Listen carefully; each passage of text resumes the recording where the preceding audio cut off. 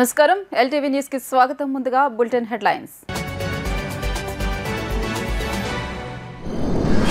ముఖ్యమంత్రి వైఎస్ జగన్మోహన్ రెడ్డి అధ్యక్షతన భేటీ అయిన ఏపీ కేబినెట్ పలు కీలక అంశాలపై చర్చ.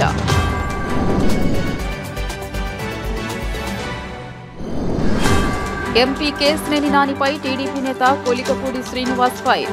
ప్రతిరోజు చంద్రబాబు లోకేష్ మీద విమర్శలు చేస్తే ఊరుకోబోమని హెచ్చరిక.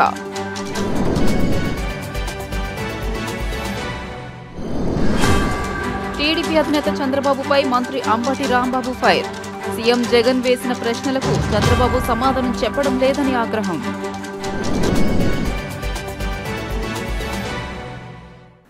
ఇక వివరాల్లోకి వెళ్తే, ఫిబ్రవరిలో అమలు చేసే పలు సంక్షేమ పథకాలకు సైతం కేబినెట్ ఆమోదం తెలిపింది. జగనన్న తోడు నిధుల విడుదలకు గ్రీన్ సిగ్నల్ ఇచ్చింది.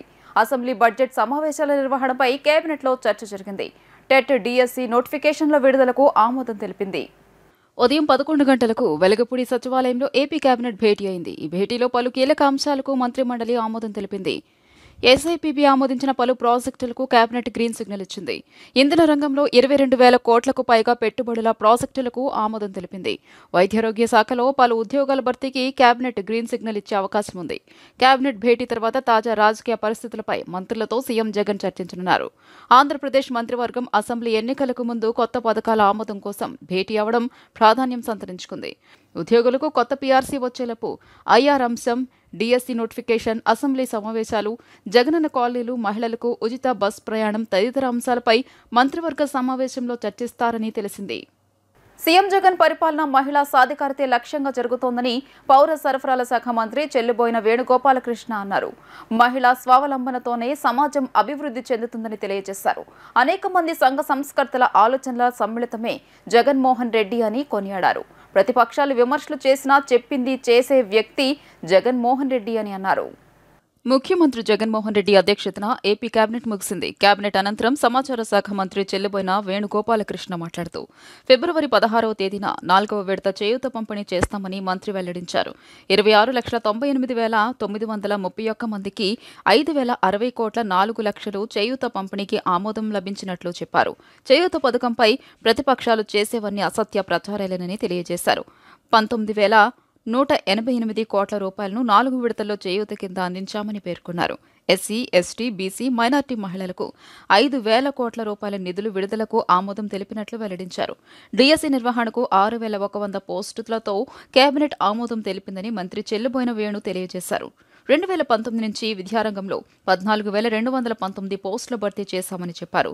యూనివర్సిటీలు, ఉన్నత విద్యాసంస్థల్లో పనిచేస్తున్న నాన్ టీచింగ్ సిబ్బంది పదవీ విరమణ వయసు 60 నుంచి 62కు పెంచినట్లు తెలిపారు. అటవీ శాఖలో 689 పోస్టుల భర్తీకి ఆమోదం తెలిపినట్లు పేర్కొన్నారు. 2019 నుంచి 2,13,000 ప్రభుత్వ ఉద్యోగాల భర్తీ చేశామని వెల్లడించారు. ముఖ్యమంత్రి జగన్మోహన్ రెడ్డి గారి అధ్యక్షతన జరిగినటువంటి సమావేశంలో ఈనాడు మహిళా సాధికారిత, మహిళలకు వెన్నుదన్నుగా నిలవడానికి ఇప్పటికే 3 విడతలు 18,750 రూపాయలు 45 సంవత్సరాల నుండి 45 సంవత్సరాలు పైబడి 60 సంవత్సరాల లోపు ఉన్నటువంటి మహిళలకి ఆర్థిక స్థితికి అండగా నిలవాలని 4 విడతలుగా అంటే 75,000 రూపాయలు అందించాలనేటువంటి లక్ష్యం వారు ఎంచుకున్నారు. ఆనాడు చాలామంది ప్రతిపక్షాలు విమర్శ చేసినప్పటికీ కూడా చెప్పింది చేయటంలో మరెవరూ కూడా జగన్మోహన్ రెడ్డి గారికి సాటి రారు అన్నట్టుగా ఈ రాష్ట్ర ఆర్థిక పరిస్థితిపై అనేక ఆరోపణలు వచ్చినప్పటికీ అవన్నీ కూడా పటాపంచలు చేస్తూ 4వ విడత చేయూత కార్యక్రమాన్ని అందించేటువంటి 4వ విడతగా 26,98,931 మందికి 5,060 కోట్ల 4 లక్షల రూపాయలు, 26,98,931 మందిలో గాను 14 లక్షల మంది స్వయం సమృద్ధి సాధించారు. అంటే నెలకి వారికి అదనపు ఆదాయం 7 నుంచి 10,000 రూపాయలు సంపాదించే స్థితికి ఎదిగారు. ఈ పథకంలో ఉన్నటువంటి ముఖ్య ఉద్దేశం అది ముఖ్యమంత్రి గారిది. ఏ విధంగా వారికి 18,750 రూపాయలు సంవత్సరానికి వారి ఖాతాల్లో నేరుగా వేయటం ద్వారా, అంటే అదనంగా బ్యాంకుల్లో వారు అప్పు తీసుకుని వారు చిరు వ్యాపారులుగా మారారు. సుమారు 7 నుంచి 10,000 అదనపు ఆదాయం పొందే మహిళలుగా ఈ స్వయం సమృద్ధిని సాధించారని చెప్పడానికి నేను ఆనందాన్ని వ్యక్తం చేస్తూ ఉన్నాను. ఈ 4 విడతల్లో మహిళలకి 19,188 కోట్ల రూపాయలు చెల్లించాం. ఇప్పటికే 26 లక్షల్లోనూ 14 లక్షల మంది స్వయం సహాయకంగా స్వయం సమృద్ధి సాధించారు. ఒక్కొక్క ఇంటికి 7 నుంచి 10,000 ఆదాయం ఒక్కొక్క మహిళ అదనంగా సాధించడం అనేటువంటిది ఇది నిజమైనటువంటి మహిళా సాధికారిత. ఇది మన పూర్వ సంఘ సంస్కర్తల ఆలోచన విధానం ఈనాటి ముఖ్యమంత్రి అమలు చేశారని చెప్పడానికి మీ ద్వారా రాష్ట్ర ప్రజానీకానికి ఆనందం వ్యక్తం చేస్తూ ఉన్నాను. రెండవది, మనం ఏర్పాటు చేసుకున్నటువంటి గ్రామ పంచాయతీల్లో సచివాలయ సిబ్బందితో పాటు ఒక సెక్రటరీ ఉండాలనేటువంటిది అన్ని సెక్రటేరియట్లోనూ గ్రేడ్ 5 సెక్రటరీని నియమించాలనేటువంటి ఆలోచన ప్రభుత్వం చేసింది. 500 జనాభా మించి ఉన్న 1,371 పంచాయతీలకు గ్రేడ్ 5 సెక్రటరీని నియమించడం జరిగింది. డిఎస్సి జరగాలి అనేటువంటి కోరిక ఉంది చాలామందిలో. మెగా డిఎస్సి నిరుద్యోగ యువతకు ఒక శుభవార్త. మెగా డిఎస్సి రాష్ట్రంలో ఉపాధ్యాయ పోస్టులు భర్తీ చేయాలన్నటువంటి కీలక నిర్ణయానికి మంత్రిమండలి ఆమోదం తెలియజేసింది. డిఎస్సి 2024 ద్వారా రాష్ట్ర వ్యాప్తంగా పాఠశాల విద్యాశాఖ, గిరిజన సంక్షేమ శాఖ, సాంఘిక సంక్షేమ శాఖ, బీసీ సంక్షేమ శాఖ పరిధిలో ఉన్నటువంటి పాఠశాలల్లో 6,100 పోస్టుల భర్తీకి మంత్రిమండలి ఆమోదం తెలియజేసింది. దీనికి అర్హత 42 ఏళ్ళు, ఎస్సీ ఎస్టీ బీసీలకు ఇంకొక 5 సంవత్సరాలు వయోపరిమితిని సడలింపు ఇవ్వడం జరిగింది. రాష్ట్ర వ్యాప్తంగా 185 సెంటర్లో 15 రోజుల పాటు పరీక్షలు నిర్వహిస్తాం. 8 రోజులు టెట్ నిర్వహణ.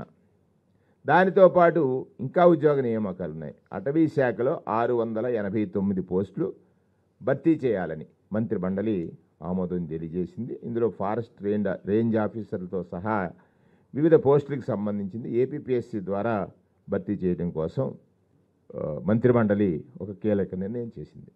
ఇప్పటికీ రాష్ట్ర ప్రభుత్వం ఏర్పడిన తర్వాత ప్రభుత్వ ఉద్యోగాలు 2,13,000 భర్తీ చేశాం 2019 నుంచి ఇప్పటి వరకు. తాజా నోటీస్ ద్వారా ఇంకొక 7,000 పోస్టుల్ని భర్తీ చేయబోతున్నాం. దీనితో కలిసి 2,20,000 ప్రభుత్వ ఉద్యోగాల కల్పన చేసినటువంటి 2,20,000 ప్రభుత్వ ఉద్యోగాలు కల్పన చేసిన ప్రభుత్వంగా జగన్మోహన్ రెడ్డి గారి ప్రభుత్వం రికార్డు సాధించింది అని చెప్పడానికి నేను చాలా గర్వపడుతున్నాను. దీనికి మంత్రిమండలందరూ కూడా హర్షాతిరేకాల మధ్యలో మెగా డిఎస్సి ప్రకటించినప్పుడు హర్షాతిరేకాలతో మంత్రిమండలందరూ కూడా ముఖ్యమంత్రి గారికి ధన్యవాదాలు తెలియజేశారు. రాష్ట్రంలో విస్తారంగా పెట్టుబడుల లక్ష్యంగా పలు ప్రాజెక్టులకు స్టేట్ ఇన్వెస్ట్మెంట్ ప్రమోషన్ బోర్డు ఆమోదం తెలిపింది. ముఖ్యమంత్రి వైఎస్ జగన్మోహన్ రెడ్డి అధ్యక్షతన జరిగిన భేటీలో ఎస్ఐపిబి ఈ నిర్ణయం తీసుకుంది. ఇంధన రంగంలో 22,302 కోట్ల రూపాయల పెట్టుబడులతో ప్రత్యక్షంగా 5,300 మందికి ఉద్యోగాలు దక్కనున్నాయని సీఎం జగన్ పేర్కొన్నారు. ఆంధ్రప్రదేశ్ రాష్ట్ర ముఖ్యమంత్రి వైఎస్ జగన్మోహన్ రెడ్డి అధ్యక్షతన జరిగిన ఎస్ఐపిబి సమావేశంలో పలు ప్రాజెక్టులకు ఆమోదం లభించింది. ఈ సందర్భంగా సీఎం జగన్ మాట్లాడుతూ ఇంధన రంగంలో 22,302 కోట్ల రూపాయల పెట్టుబడులతో ప్రత్యక్షంగా 5,300 మందికి ఉద్యోగాలు దక్కనున్నాయని సీఎం జగన్ పేర్కొన్నారు. దాదాపు 12,065 కోట్ల రూపాయల పెట్టుబడితో 3,350 మెగావాట్ల సోలార్ ప్రాజెక్టులను జేఎస్డబ్ల్యూ నియో ఎనర్జీ లిమిటెడ్ ఏర్పాటు చేయనుందని చెప్పారు. రాష్ట్రంలో విస్తారంగా పెట్టుబడులే లక్ష్యంగా పలు ప్రాజెక్టులకు స్టేట్ ఇన్వెస్ట్మెంట్ చేయనున్నట్లు తెలిపారు. వైఎస్ఆర్ జిల్లా, సత్యసాయి జిల్లా, అనంతపురం జిల్లా, నంద్యాల జిల్లా, కర్నూలు జిల్లా ఇలా పలుచోట్ల పలు ప్రాజెక్టులకు స్టేట్ ఇన్వెస్ట్మెంట్ చేయనున్నట్లు సీఎం జగన్ పేర్కొన్నారు. వైఎస్ఆర్ పార్టీ సామాజిక వర్గాలకు ప్రాధాన్యత ఇస్తూ నియోజకవర్గంలో అభ్యర్థులను కేటాయిస్తున్నామని విజయసాయిరెడ్డి తెలియజేశారు. ఎన్ని ప్రయత్నాలు చేసినా కాంగ్రెస్ పార్టీ ఈ రాష్ట్రానికి చేసిన ద్రోహం ప్రజలు మర్చిపోలేదని అన్నారు. వైఎస్ఆర్ పార్టీ గెలుపు ఖాయమని ఆయన ధీమా వ్యక్తం చేశారు. మంగళగిరి ఆత్మకూరు గ్రామం తెనాలి రోడ్డు పక్కన నిర్మించిన మహబూబ్ షేక్ మెమోరియల్ స్విమ్మింగ్ పూల్ను, స్కేటింగ్ రింగ్ను రాజ్యసభ సభ్యులు విజయసాయిరెడ్డి ప్రారంభించారు. వైఎస్ఆర్, షంపేర్ ఖాన్ విగ్రహాలకు పూలమాలలు వేసి నివాళులు అర్పించారు. ఈ సందర్భంగా విజయసాయిరెడ్డి మాట్లాడుతూ రాష్ట్రంలో క్రీడలకు అత్యంత ప్రాధాన్యత కల్పిస్తూ మంగళగిరిలో స్విమ్మింగ్ పూల్, స్కేటింగ్, జిమ్ కాంప్లెక్స్లను 8,50,00,000 రూపాయల ఖర్చుతో జగన్ ప్రభుత్వం నిర్మించిందని అన్నారు. ఆంధ్రప్రదేశ్ రాష్ట్రంలో క్రీడలకు ప్రాధాన్యత ఇస్తూ యువత క్రీడలపై మక్కువ చూపేందుకు ఇతర ప్రాంతాల్లో క్రీడా కాంప్లెక్స్లు నిర్వహిస్తామని తెలియజేశారు. ఆళ్ల రామకృష్ణారెడ్డి రాజీనామా నాకు తెలియదు అని స్థానికంగా ఉన్న గంజి చిరంజీవికే వైఎస్ఆర్ పార్టీ సీటు కేటాయించిందని ఆయన తెలియజేశారు. ఈ యొక్క స్పోర్ట్స్ కాంప్లెక్స్ యువతకి ఎలాగైతే శరీర దారుఢ్యం అన్నటువంటిది ఎంత అవసరమో క్రీడలు అన్నటువంటికి అత్యంత ప్రాధాన్యత ఇస్తా వచ్చాం. కొన్ని రాష్ట్రాల్లో క్రీడా యూనివర్సిటీలు, విశ్వవిద్యాలయాలు కూడా ఉన్నాయి. ముఖ్యంగా ఈ క్రీడలకు అత్యంత ప్రాధాన్యత ఇస్తున్నటువంటి గౌరవ ముఖ్యమంత్రి వర్యులు శ్రీ జగన్మోహన్ రెడ్డి గారి కలలకు, ఆశయాలకు ప్రతిరూపమే ఈ యొక్క మంగళగిరి ఈ స్పోర్ట్స్ కాంప్లెక్స్ అన్నటువంటిది. ఈ స్పోర్ట్స్ కాంప్లెక్స్లో స్విమ్మింగ్ పూల్ ఉంది, స్కేటింగ్ చేసేటటువంటి వసతి ఉంది, జిమ్ సౌకర్యం ఉంది, ప్లే ఏరియా ఉంది. ఇవన్నీ కూడా ఇంచుమించుగా 8,50,00,000 పైచిలకు ఖర్చు పెట్టి దీన్ని డెవలప్ చేయడం జరిగింది. దీనికి సంబంధించి కలెక్టర్ గారు కానీ, జేసీ గారు కానీ, ఈ యొక్క మున్సిపల్ అడ్మినిస్ట్రేషన్ డిపార్ట్మెంట్ సమిష్టిగా కృషి చేసి ఈ యొక్క స్పోర్ట్స్ క్రీడా సముదాయాన్ని నిర్మించడం జరిగింది. ఒక్కొక్క దేశం ఆ యొక్క క్రీడలకు ఇచ్చేటటువంటి ప్రాధాన్యతను బట్టి వాళ్ళు ప్రపంచంలోనే అత్యున్నత స్థాయికి చేరుకుంటా ఉన్నారు. అదే రకంగా భారతదేశం కూడా మన గౌరవ ప్రధానమంత్రి గారు రాబోయేటటువంటి కాలంలో ఆయన ప్రపంచవ్యాప్తంగా మనం క్రీడలను నిర్వహించాలని, ఆయన ఒలింపిక్స్ నిర్వహించాలని ఆయన సంకల్పంతో ఉన్నారు. ఆ కళను సాకారం చేసుకునే దాంట్లో భాగంగా ఆంధ్రప్రదేశ్ రాష్ట్రం నుంచి గౌరవ ముఖ్యమంత్రి వర్యులు క్రీడలకు అత్యంత ప్రాధాన్యత ఇచ్చి, ప్రపంచవ్యాప్తంగా ఈ పోటీలు ఉంటాయి కాబట్టి ఆంధ్ర రాష్ట్రాన్ని అత్యున్నత స్థానంలో కూర్చోబెట్టాలన్నటువంటి ఒక మంచి సదుద్దేశంతో ఆయన ఈ స్పోర్ట్స్ కాంప్లెక్స్ అన్నటువంటిది మంగళగిరిలోనే కాదు, రాష్ట్ర వ్యాప్తంగా ప్రతి జిల్లాలో కూడా ప్రతి దగ్గర కూడా పెట్టి స్పోర్ట్స్కి అత్యంత ప్రాధాన్యత ఇవ్వాలని నిర్ణయించుకున్నారు. తప్పకుండా దీంట్లో మనం విజయం సాధిస్తామని నేను ఆశిస్తా ఉన్నాను. తెలుగుదేశం పార్టీ 1982లో స్థాపించినప్పుడు తర్వాత 83 నుంచి ఇప్పటి వరకు ఒక్కసారైనా తెలుగుదేశం పార్టీ ఈ నియోజకవర్గం నుంచి గెలిచిందా? 2 సార్లు గెలిచింది.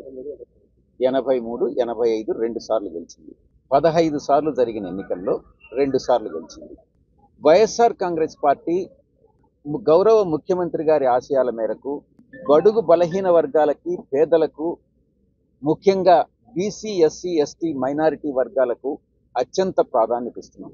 బీసీలను, ఎస్సీలను, ఎస్టీలను, మైనారిటీలను మిగతా సామాజిక వర్గాలకు సమాంతరంగా అభివృద్ధి చెందించేటటువంటి ఒక కార్యక్రమంలో భాగంగా గతంలో ఎన్నడూ లేని విధంగా, రాష్ట్ర ప్రభుత్వంలో కానీ దేశంలో కానీ ఎన్నడూ లేని విధంగా మంగళగిరి నియోజకవర్గంలో ఇక్కడ వీవర్స కమ్యూనిటీ అన్నటువంటిది ప్రధానంగా ఉన్నటువంటి కమ్యూనిటీ. ఈ యొక్క వర్గాలకు అత్యంత ప్రాధాన్యత ఇవ్వడం జరిగింది. దాంట్లో భాగంగా నేను ఒక్కటే చెప్తా ఉన్నా, మంగళగిరి నియోజకవర్గంలో మీకు స్థానికుడిగా ఉన్నటువంటి మీ యొక్క వీవర్ కమ్యూనిటీలో నుంచి ఉన్నటువంటి వ్యక్తి మీకు కావాలన్నా, లేక హైదరాబాద్లో నివసిస్తూ తెలుగుదేశం పార్టీ నుంచి పోటీ చేస్తున్నటువంటి అభ్యర్థి మీకు కావాలన్నా అన్నటువంటిది మంగళగిరి ప్రజలు నిర్ణయించుకోవాలి. స్థానికుడు ఎప్పుడు మీతోనే ఉంటాడు. టూరిస్టు లాగా వచ్చేటటువంటి వ్యక్తి ఎప్పుడు మీ దగ్గర ఉండడు. 24 గంటలు 365 రోజులు మీతో ఉండేటటువంటి వ్యక్తిని మీరు ఎన్నుకోండి. మా గౌరవ ముఖ్యమంత్రి వర్యులు ఎవరినైతే నిర్ణయిస్తారో వారే అభ్యర్థి. ఇప్పుడు నిర్ణయించారు, ఇప్పుడు ఆయనే అభ్యర్థి. విజయవాడ ఎంపీ కేశినేని రాజకీయాల్లో హుందాగా మాట్లాడాలని తెలుగుదేశం నేత కొలికపూడి శ్రీనివాసరావు సూచించారు. ప్రతిరోజు చంద్రబాబు, లోకేష్ మీద విమర్శలు చేయడం మానుకుని తాను జాయిన్ అయిన వైసీపీ పార్టీ విధానాలు, అభివృద్ధికి ప్రజలకు తెలియజేయాలని అన్నారు. దమ్ముంటే పార్లమెంటు పరిధిలో టీడీపీ హయాంలో జరిగిన అభివృద్ధి, వైసీపీ హయాంలో జరిగిన అభివృద్ధికి చర్చకు సిద్ధమా అని సవాల్ విసిరారు. ఎంపీ కేశినేని నాని తాడేపల్లి ప్యాలెస్లో పెద్ద పాలేరుగా జాయిన్ అయ్యారని టీడీపీ నాయకుడు కొలికపూడి శ్రీనివాసరావు తీవ్రస్థాయిలో ఆగ్రహం వ్యక్తం చేశారు. టీడీపీ నేత కేశినేని చిన్ని కార్యాలయంలో ఏర్పాటు చేసిన విలేకరుల సమావేశంలో ఆయన మాట్లాడుతూ కేశినేని నాని వైసీపీలో జాయిన్ అయిన నాటి నుండి టీడీపీ ముఖ్య నాయకులపై ఇష్టం వచ్చినట్లు వ్యాఖ్యలు చేస్తున్నారని మండిపడ్డారు. నిన్న తిరువూరులో టీడీపీ కార్యకర్తలను నాయకులను ఉద్దేశిస్తూ ఓరకుక్కలు అని సంబోధించారని చెప్పారు. దమ్ముంటే టీడీపీ హయాంలో పార్లమెంటు పరిధిలో జరిగిన అభివృద్ధి, వైసీపీ 5 ఏళ్ల పాలనలో జరిగిన అభివృద్ధికి బహిరంగ చర్చకు నాని సిద్ధమా అని సవాల్ విసిరారు. 10 ఏళ్లుగా ఎంపీ పదవిలో కేశినేని నాని ఉండటానికి కారణం టీడీపీ కార్యకర్తలే అన్న విషయాన్ని నాని గుర్తుపెట్టుకోవాలని సూచించారు. తల్లిలాంటి పార్టీకి కేశినేని నాని ద్రోహం చేసి నాని తన రాజకీయ జీవితాన్ని తానే నాశనం చేసుకున్నారని పేర్కొన్నారు. చంద్రబాబు లోకేష్లపై వ్యాఖ్యలు చేయడం మానకపోతే కార్యకర్తలు చూస్తూ ఊరుకోరని హెచ్చరించారు. తాడేపల్లి ప్యాలెస్లో పెద్ద పాలేరుగా చయనైన విజయవాడ లోక్సభ సభ్యులు, మొన్నటి వరకు గౌరవనీయులు కేశినేని నాని గారు స్పేస్ లేకపోయినా స్పేస్ క్రియేట్ చేసుకొని, సందర్భం లేకపోయినా సందర్భం సృష్టించుకొని జగన్మోహన్ రెడ్డి గారి కళ్ళల్లో ఆనందం కోసం చంద్రబాబు నాయుడు గారిని, లోకేష్ గారిని, అలాగే తెలుగుదేశం పార్టీ కోసం పనిచేస్తున్న ఇతర నాయకుల్ని నోటికొచ్చినట్టు విమర్శిస్తున్నారు. జగన్మోహన్ రెడ్డి పరిపాలన అద్భుతంగా ఉంది, చంద్రబాబు నాయుడు గారు ఏం చేయలేదని చెప్తున్నారు. తెలుగుదేశం పార్టీ నాయకుల్ని ఊరకుక్కలు అని కూడా సంబోధించాడు.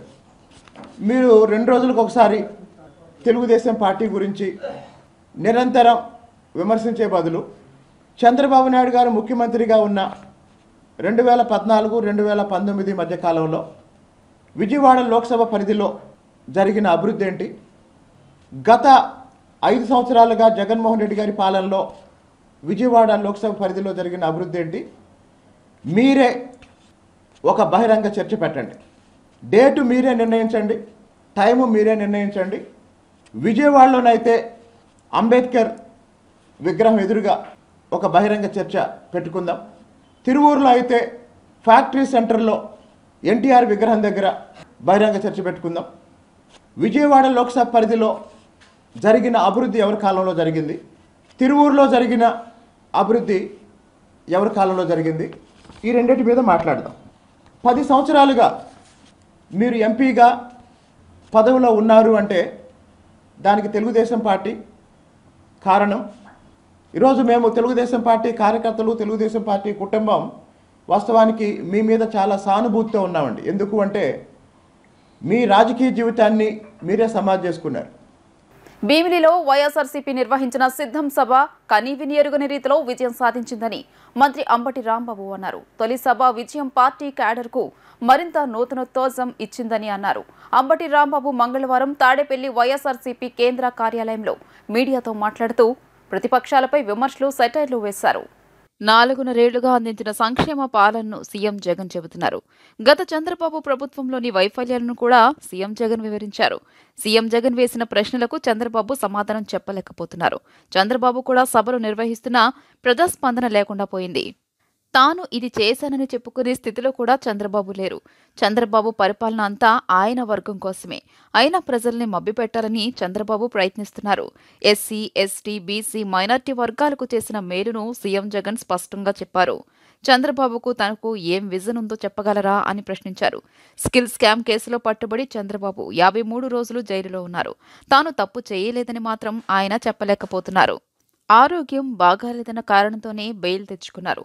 చంద్రబాబు తాను అధికారంలోకి వస్తే నాకు ముక్కుతాడు వేస్తాడట. అధికారంలోకి వచ్చేది లేదు, చచ్చేది లేదు.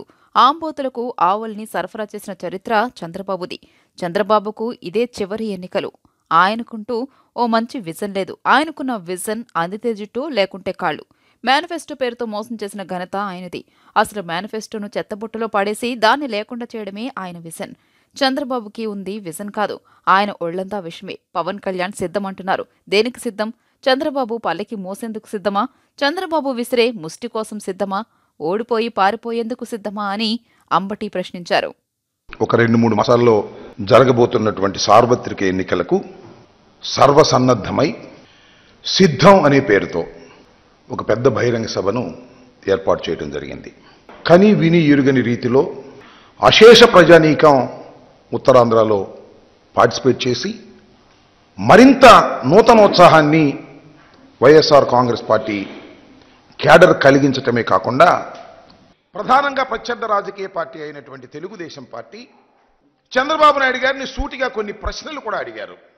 అయ్యా చంద్రబాబు నాయుడు గారు, మేము ఇన్ని కార్యక్రమాలు చేశాం, ఈ రాష్ట్రంలో ఈ విధమైన మార్కును మేము వేశాం, వైఎస్ఆర్ కాంగ్రెస్ పార్టీ మార్కును వేశాం, ఈ విభజిత ఆంధ్రప్రదేశ్లో ఏ గ్రామమైనా మీరు సెలెక్ట్ చేసుకుని వెళ్ళి ఆ గ్రామం నడిబొడ్డులో నుంచొని ఈ గ్రామానికి ఇదిగో ఇది చేశాను అని చెప్పగలరా అని అడిగారు. దానికి సమాధానం చెప్పలేకపోతున్నాడు చంద్రబాబు నాయుడు గారు. అంత సుదీర్ఘకాలం పనిచేసినటువంటి వ్యక్తి కూడా నేను ఇది చేశాను అని చెప్పుకునేటటువంటి స్థితిలో చంద్రబాబు నాయుడు గారు లేరు అంటే చంద్రబాబు నాయుడు గారి పరిపాలన అంతా కూడా ప్రజా సంక్షేమం కోసం, అభివృద్ధి కోసం జరిగినటువంటి పరిపాలన కాదని, కేవలం తన వర్గాన్ని, తన తాబేదారులను, పెత్తందారులను చేసుకోవడానికి మాత్రమే ఆయన పరిపాలన చేశాడనేది చాలా స్పష్టంగా అర్థమవుతున్నటువంటి అంశమని మనం చేస్తున్నాం. ఎస్సీ, ఎస్టీ, బీసీ, మైనారిటీ వర్గాలు నేను అధికారంలోకి వచ్చిన తర్వాత వారికి రాజకీయంగా పదవులు ఇచ్చాను, ఆర్థికంగా వారు బలపడే విధంగా చేశాను. 2.52 లక్షల కోట్ల రూపాయలను బటన్ నొక్కడం ద్వారా పేద ప్రజానీకానికి ఇచ్చాను. దానిలో మేజర్ పార్ట్ 75% పైన ఎస్సీ, ఎస్టీ, బీసీ, మైనారిటీలకు అందే విధంగా చేసి ఆర్థికంగా వారికి చేయూతనిచ్చేటటువంటి కార్యక్రమం చేశాను. అయ్యా చంద్రబాబు నాయుడు గారు, మీరు 14 సంవత్సరాల్లో ఇప్పుడైనా ఈ కార్యక్రమం చేశారా అంటే దాని గురించి మాత్రం చంద్రబాబు నాయుడు గారు చెప్పరు. నాకు ఒక విజన్ ఉంది అంటాడు. ఏం విజన్ ఉంది చంద్రబాబు నాయుడు గారు? నాకు అర్థం కాలేదు. చంద్రబాబు నాయుడు గారి విజన్ ఏమిటాయంటే అందితే జుట్టు, అందకపోతే కాళ్ళు. దట్ ఈజ్ చంద్రబాబు నాయుడు గారి విజన్ అని మనం చేస్తున్నా. దస్తాలు మేనిఫెస్టో రిలీజ్ చేస్తాడు, లేనిపోని అని చెబుతాడు, అసాధ్యమైనవి కూడా చేసేస్తానంట. అంటే అన్నిటినీ మేనిఫెస్టోలో పొందుపరుస్తాడు, రిలీజ్ చేస్తాడు. That is his vision. Manifesto release చేయటం, ఎన్నికల్లో గెలిపిస్తే మేనిఫెస్టోని మాయం చేసేటటువంటి విజన్ కలిగినటువంటి వ్యక్తి చంద్రబాబు నాయుడు గారు. ఈయన విజన్ అంట.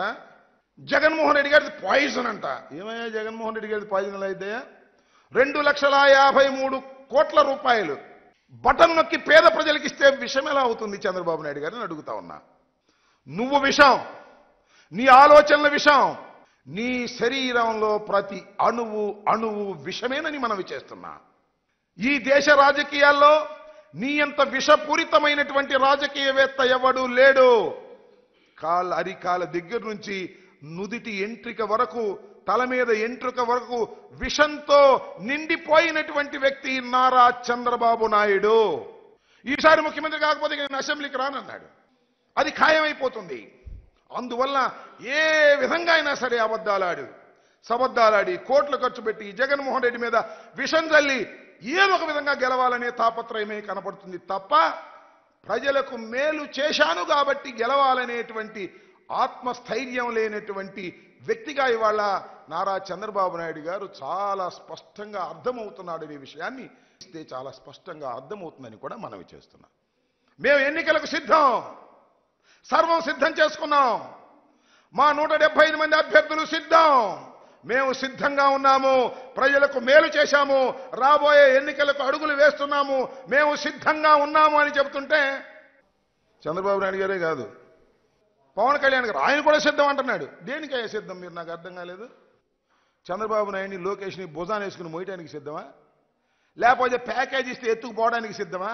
దేనికి సిద్ధం నువ్వు నాకు అడుగుతున్నా నేను. కొనిదెల పవన్ కళ్యాణ్ గారు, దేనికి మీరు సిద్ధం?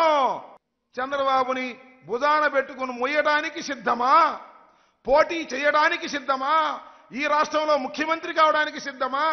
అసలు దేనికి మీరు సిద్ధమో తెలియనటువంటి అగమ్య గోచరంలో ఉండి జగన్మోహన్ రెడ్డి గారు సిద్ధం అన్నారు. మేము సిద్ధం అంటున్నారు. సిద్ధం అనకపోతే జనం కొడతారు కాబట్టి, తిడతారు కాబట్టి సిద్ధం అంటున్నారు తప్ప మీకు సిద్ధం ఎక్కడుంది? చెప్పిన ప్రతి మాటను నిలబెట్టుకున్నాడు జగన్మోహన్ రెడ్డి గారు. ప్రతి వాగ్దానాన్ని అమలు చేశాడు జగన్మోహన్ రెడ్డి గారు. జగన్మోహన్ రెడ్డి గారు అర్జునుడిలాగా ప్రవేశించబోతున్నాడు. అభిమన్యుడు కాదు. ఎంతమంది వచ్చినా, ఎంత సైన్యం వచ్చినా అంత సైన్యాన్ని జయించి పద్మవ్యూహాన్ని కూడా ఛేదించి మళ్ళా తిరిగి ఈ ఆంధ్రప్రదేశ్లో వైఎస్ఆర్ కాంగ్రెస్ పార్టీ జెండాని ఎగురవేయడానికి సిద్ధంగా ఉన్నటువంటి వ్యక్తి జగన్మోహన్ రెడ్డిని మనవి చేస్తున్నా. అధికార దుర్వినియోగానికి పాల్పడుతున్న సీఎం జగన్ తన దురుద్దేశాలు రాజకీయ కక్ష సాధింపులకు ప్రజాధనాన్ని వృధా చేస్తున్నారని టీడీపీ నేత మాజీ మంత్రి కాల్వ శ్రీనివాసులు ధ్వజమెత్తారు. ఏపీ ప్రభుత్వానికి సంబంధించిన పలు కేసుల్లో న్యాయస్థానాల వ్యాఖ్యలే ఇందుకు నిదర్శనమన్నారు. చంద్రబాబుపై జాతీయ స్థాయిలో చర్చ జరగాలనే దుర్బుద్ధితోనే ఆయన బెయిల్ పిటిషన్లను రద్దు చేయాలంటూ వైకాపా ప్రభుత్వం సుప్రీంకోర్టును ఆశ్రయించిందని మండిపడ్డారు. మంగళగిరిలోని తెదేపా కేంద్ర కార్యాలయంలో మంగళవారం శ్రీనివాసులు విలేకరులతో మాట్లాడారు.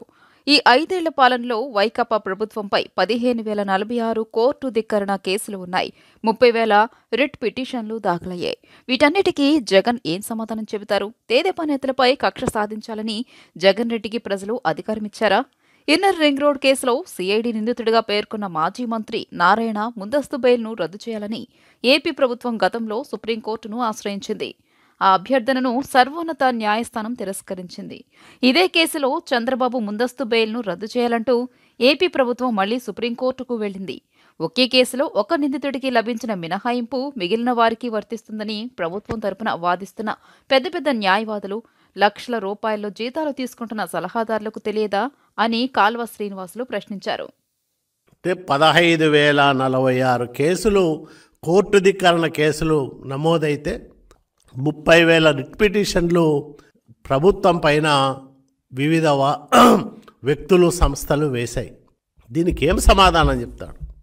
రాజ్యాంగబద్ధమైన పరిపాలన ఈ రాష్ట్రంలో ఉందా జగన్మోహన్ రెడ్డి?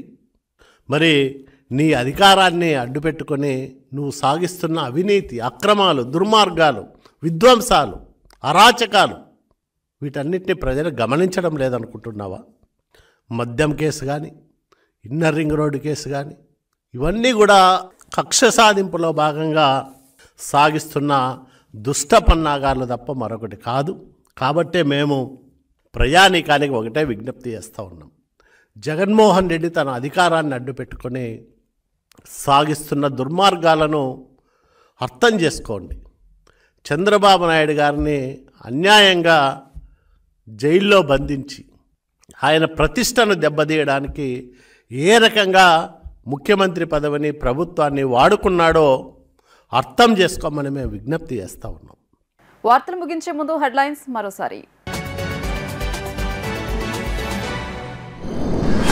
ముఖ్యమంత్రి వైఎస్ జగన్మోహన్ రెడ్డి అధ్యక్షతన భేటీ అయిన ఏపీ కేబినెట్, పలు కీలక అంశాలపై చర్చ.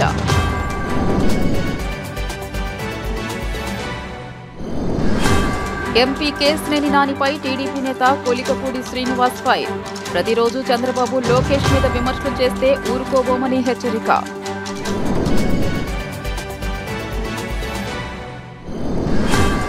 టీడీపీ అధినేత చంద్రబాబుపై మంత్రి అంబటి రాంబాబు ఫైర్. సీఎం జగన్ వేసిన ప్రశ్నలకు చంద్రబాబు సమాధానం చెప్పడం లేదని ఆగ్రహం.